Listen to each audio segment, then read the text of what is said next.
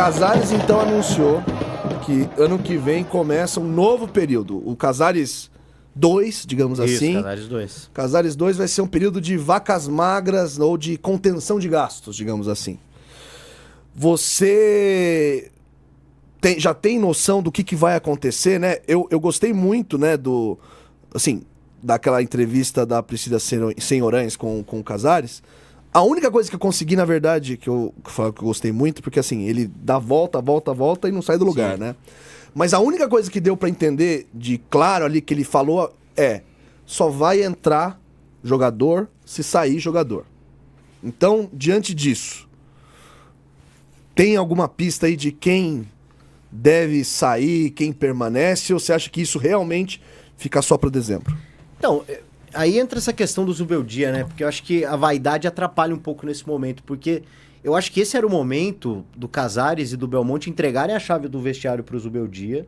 E ó, quem fica e quem sai, quem que você avalia? Porque o São Paulo pode ter oportunidade de mercado para jogadores que são, de alguma forma, importantes e queridos, mas que, né, o São Paulo pode. O Luciano, por exemplo, ano passado existe a possibilidade dele ir para a Arábia. Por que não se chegar uma proposta agora para as duas partes? Mas isso passa pelo treinador, né? O treinador vai avaliar, é importante ter o Luciano é de fato esse cara que às vezes pode atrapalhar o ambiente, que isso às vezes é falado e muitas vezes negado, né? A cada vez que o Luciano vai para falar e ele é defendido às vezes pelo treinador, aquela resposta do Zubeldia, né? Você tem medo do Luciano e tal. Porque é isso, o Luciano é importante, ele não daria essa resposta se fosse um jogador qualquer. O Caleri também são jogadores que acho que têm mercado, eles têm mercado, ao mesmo tempo eles também podem continuar tranquilamente, mas talvez você precise mudar alguma coisa ou outra, né, com relação a quem vai sair do São Paulo, quem já está há um bom tempo, ver a situação do Luiz Gustavo, ver a situação do Rafinha. Eu acho que tudo isso deveria passar pelo treinador. E um treinador que mostrou capacidade de gerir esse elenco, né? Não sei se vocês concordam. Eu concordo. Ele conseguiu, né? Muitas vezes ele até talvez tenha sacrificado algum estilo de jogo, alguma formação para colocar todo mundo, né? Para ter Lucas, Luciano, Caleri, o próprio Ferreirinha também, esse 4-2-4 que o torcedor talvez esteja criticando hoje, enfim. Eu acho curioso. Uma questão, Tironi, só para aproveitar o gancho. O PDV falou do Luciano. Luciano tem mais ou menos o teu tempo de São Paulo, né? Isso. Ele também chega na pandemia. E a gente, por não ser setorista do dia a dia, a gente não sabe como é que é o Luciano no dia a dia. A gente tem a impressão do Luciano do dia a dia do comportamento dele em campo. Exatamente. Né? Então a conversa volta para o mesmo ponto. E simplesmente na observação da relação do Zubeldia com o Luciano, o Zubeldia adora o Luciano. Né? A entrega, né? Ele liberou os cartões, né? Falou, pode tomar cartão. Nas declarações e nos abraços, no afeto. No jogo contra o Botafogo foi aquilo, né? Talvez seja uma relação. Você vê com o Diniz era querido do Diniz, foi a troca do Diniz lá com o Everton. Mas aí é aquela coisa um pouco da relação deles da sacanagem. Um jogava água no outro, um xingava o outro. O Zubeldia, a impressão que eu tenho, é o jogador com quem ele mais tem proximidade pelas trocas, afeto, abraço e tal. Mas é curioso que a gente tem impressão do Luciano. A gente não sabe como é que é o Luciano no dia a dia. Deixa eu só completar sobre isso com relação ao Luciano, que eu acho muito impressionante, porque a visão que se tem, sobretudo, de novo, da torcida da internet, é que o Luciano, ele manda no vestiário, ele manda em tudo. Eu nunca vi um jogador com um poder desse, que nem o Messi deve ser assim. Um cara que todo técnico que vai lá tem que colocar o cara. Vamos lembrar, o Rogério Ceni, na época do Rogério Ceni, ele virou camisa 10, do Rogério. Existe alguém maior que o Rogério para decidir se o cara vai ser 10 ou não? E ele deu a 10 pro Luciano. Pois é. O cara jogou com todos os caras que passaram pelo São Paulo. Menos com o Dorival. E o único momento de estresse que a gente sabe que ele teve foi quando o Crespo, naquele entreveiro ali na final do Paulista. E que ele entrou e fez gol. Que ele teve que pedir desculpa pro elenco inteiro pra poder ficar no banco, né? Pra coisa acalmar. E foi lá, o Crespo botou ele e fez o gol, né? E aquela coisa também que é um tabu, né? Que ele nunca aceitaria reserva. Ele foi pra reserva com todos os técnicos. Sim. Todos os técnicos. Sim. Inclusive nas finais da Copa do Brasil. Mas, por exemplo, ano passado, quando o São Paulo precisava de um atacante, né? Porque o Caleri foi operar, ele foi lá e entregou. E salvou o São Paulo ali pra fazer os últimos pontinhos ali pra não passar mais vexame no Brasileirão, né, Sim, PDV? Sim, e é o artilheiro do São Paulo esse ano. Ele Total. tem mais gols que o Caleri, muitas vezes jogando numa posição ali sacrificado, longe do gol e tal, porque ele é um cara, ele é um finalizador nato. O Caleri, ele tem muito essa questão do jogo aéreo, da briga, mas a finalização com os pés... Ah, é fraco, né? O Luciano é melhor do que o Caleri, né? Então, assim... Sim.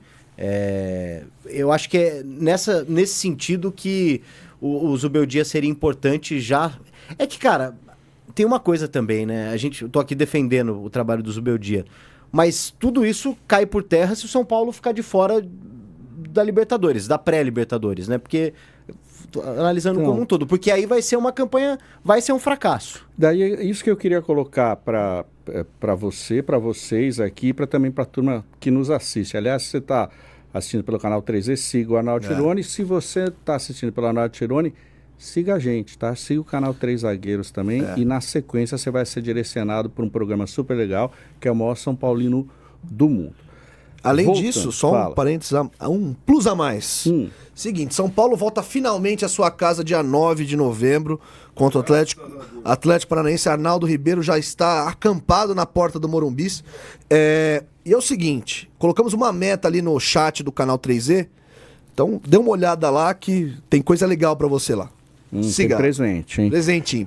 PDV, então, a gente falando, você falou, pô, você não classificar nem pra pré-Libertadores é um fracasso. Daí... eu trago aqui a questão das declarações do Casares públicas quando perguntado da permanência do Zubeldia. Ele vai e fala, estamos satisfeitos com o trabalho do Zubeldia, mas daí ele fala, o futebol é dinâmico. Quando ele fala isso, o Zubeldia tem contrato até o final do ano que vem, certo? Quando ele fala futebol é dinâmico, a gente pega esse negócio de futebol é dinâmico, ele não está querendo cravar o cara. Pô, e daí tem uma exigência do Casares chegar publicamente e falar de qualquer maneira o Zubeldia vai ser o treinador em 2025 e tal. Que dirigente que faz isso, né? É difícil, só, sei lá, a Leila com o Abel Pereira quando o cara tá lá em cima e tal. Não é o caso do Zubeldia. Até porque quando acontece isso, do cara bancar, e aí dá 3 rodadas, o cara sai, quando vem a maldição de a gente fala cair. Que o cara isso, não... o cara tá prestigiado e tal. E...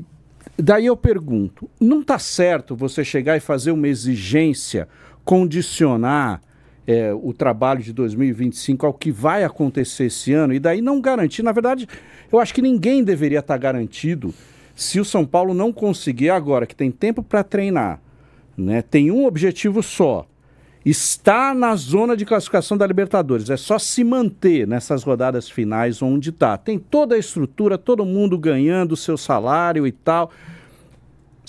Colocar um foguinho em todo mundo, fala, gente, temos um objetivo agora muito claro e vocês têm que entregar esse objetivo, porque desses jogos finais, depende, na verdade, a permanência de todo mundo. Daí não valeria para o Zubeldia isso aí, valeria para jogadores e para diretores também. Certo? Deveria valer. Essa declaração eu não vejo como algo errado, na verdade. Eu queria ouvir vocês. Se vocês acham que o Casares tinha que chegar e, vocês estão me cobrando o quê? Que eu diga, então, que o Zubeldia vai ficar. Então ele vai ficar. Ou se o São Paulo não conseguir até o final essa classificação, não é sinal de que tem problema lá dentro e precisa mudar? Eu vou deixar o PDV responder, mas a minha pergunta, estendendo a pergunta, essa decisão de se fica ou se sai, já não deveria ter sido tomada? Para 2025? Deveria. Acho que a grande questão não está nem na fala do Casares. A fala dele é protocolar de quem está no meio do futebol. O problema foram as movimentações, talvez, internas, né? Com relação a essa fritura. Não sei. E eu lembro daquela semana do Carpini, que todo mundo sabia que o Carpini seria demitido e ele completamente isolado. Depois do jogo contra o Ituano, né? Então, mas não é o caso agora, né? Não é. Mas eu sinto que é uma coisa ali... talvez uma falta de convicção com relação até o que imagina de futebol, do que o presidente do São Paulo pensa a respeito de futebol, né? E aí depende sempre do resultado. Então, a partir do momento que você não tem a garantia de vaga na Libertadores, você não tem a garantia de uma sequência do trabalho do Zubeldia. Eu acho que é só isso que tá. Uma coisa tá atrelada à outra, e justamente por você não ter. Ah, não, o Zubeldia é o treinador do São Paulo porque ele trabalha assim, porque ele é um treinador que lida com o elenco dessa forma. Então, independente do que acontecer ano que vem, se ele quiser continuar, a gente vai contar com ele. Se cai uma tragédia aí para a Sul-Americana, o Zubeldia é o técnico. Aliás, ele é o atual campeão da Sul-Americana. Né? Ele é o atual campeão. Talvez ele tenha um mercado melhor, caso o São Paulo não se classifique para Libertadores. Talvez o Zubeldia tenha um mercado melhor de Libertadores. Mas aí cabe a ele chegar, ó, tem uma proposta aqui e vou sair.